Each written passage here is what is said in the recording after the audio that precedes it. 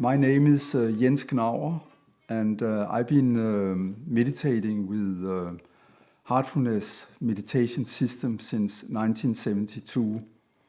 This means I also had the opportunity to meet with the founder of Heartfulness, the sage and meditation master Ramchandra of Shahjahanpur. And I have a background, educational background also in comparative religion and in Indian culture and philosophy. So a few years ago, I published a book on the Bhagavad Gita, which is one of the major works on the yoga tradition, on meditation and yoga practices. It's a very beautiful poem of 700 verses. And so I wrote this book on this, and it was a great joy to write it.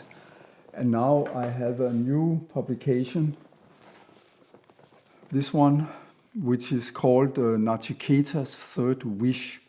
We will come back to the title.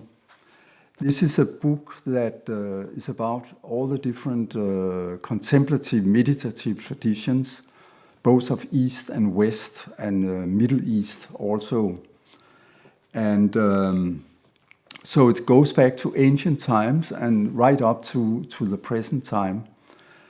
So the idea for this book came with the exhibition in Paris, Yoga for Unity.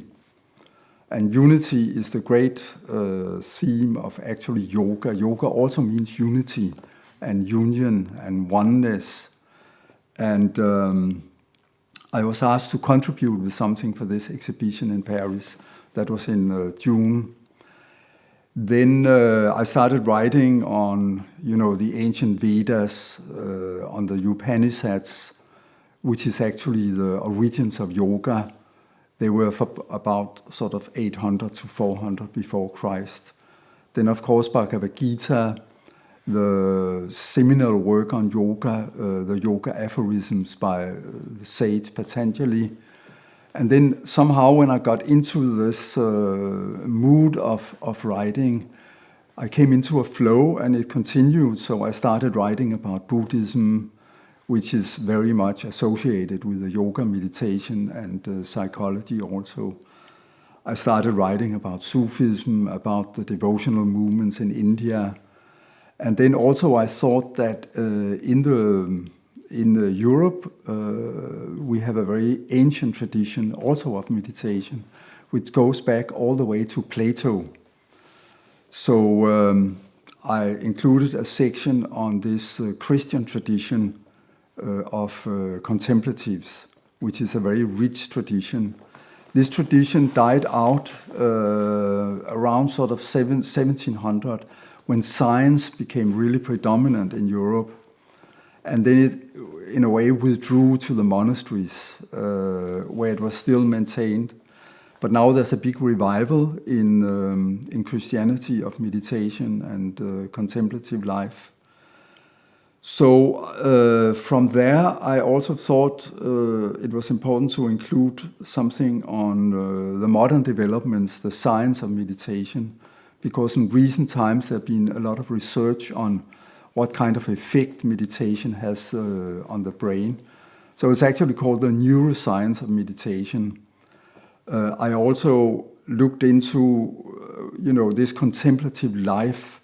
What kind of relevance does it have in our age?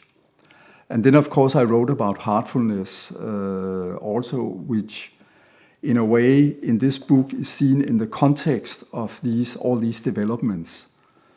So heartfulness have origins in the very ancient yoga of India, and in what is called the Vedanta, which is a sort of monistic kind of thinking that all is one, really, and all the myriad things are kind of illusion in a way.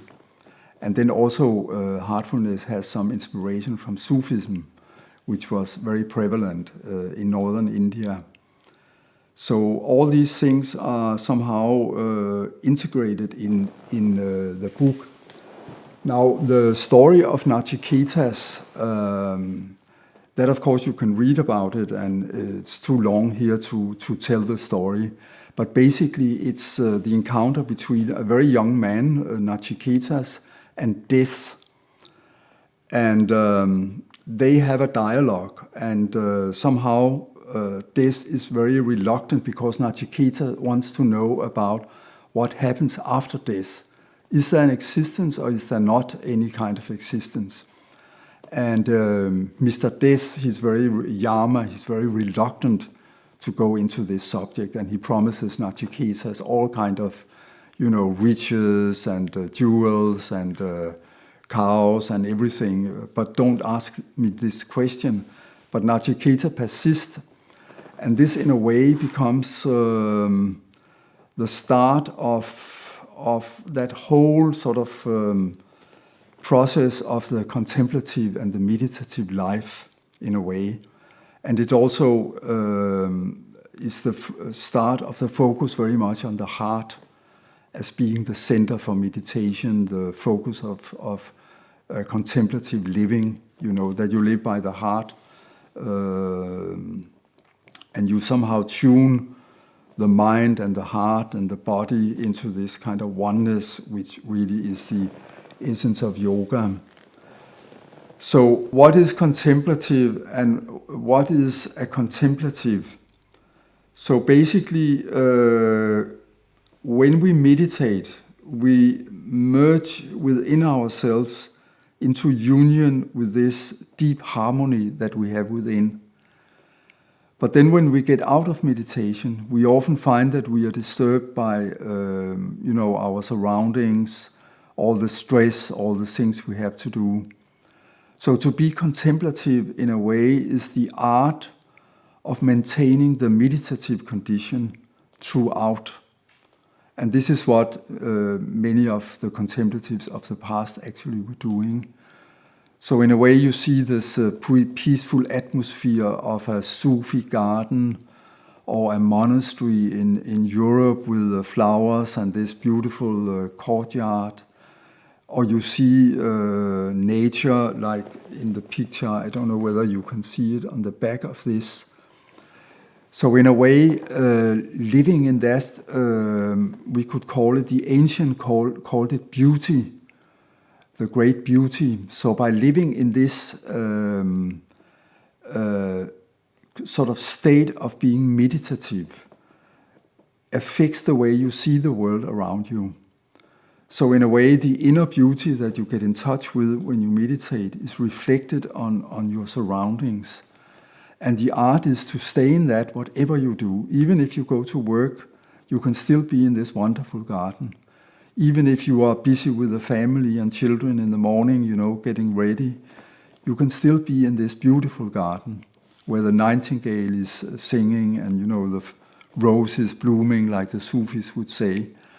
So to be a contemplative is to live in this meditative state and really experience peace and beauty and harmony around you.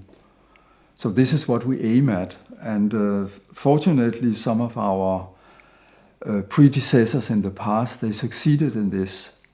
And it's very much also a part of living by the heart, you can say. So the point here is really that we always think that in our world things are changing and, things are moving very fast. But some things never change. So, if you lived as a human being 3,000 years ago, or, you were a contemporary person living in Paris or New Delhi or Shanghai or, anywhere, you still have many of the same issues of life. You want your children to have a nice career.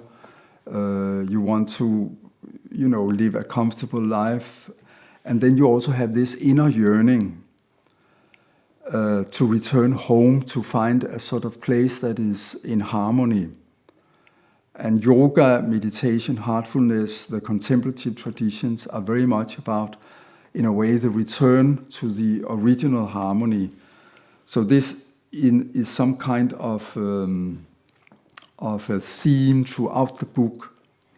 And also, when I did my earlier studies and when I did the research for this book, I was very much surprised at the similarity between the different contemplatives and the contemplative traditions. They had so much in common. That is because, in a way, it's beyond culture, it's beyond language, it's beyond this nation or that nation. It's simply universal human longing to return to this homeland, which we feel intuitively is there. And that, of course, is why we meditate, to, in a way, get closer to this union, to this harmony within, and in a way, through our meditational practice, also begin to fill our life with peace and harmony and love and so on. So the contemplatives, and I should emphasize, contemplatives are not in a way religious in that sense. They believe in some higher, but they are not really into all the mechanisms, dogmatisms and so on of religion. Also, they are not philosophers. But they have this in common, that they have, we spoke about the other day, there was a session on simplicity at the ashram in Brasane. And the contemplatives lived, all of them, very simple life. Whether it was a Zen master in Japan, or whether it was a monk somewhere in Greece, or whether it was one of the great women, female saints, they all lived this simple life, and they shared in having a lot of humility. So they realized that the gateway to this higher kind of perception of everything, you have to let go of the ego, you have to let go of the small self in a way to find this greater self within you. So they all share in this humility, and they share in this deep, intense longing for merging with this original harmony, with the ultimate, we can call it. And then they share in this state of being immersed in love.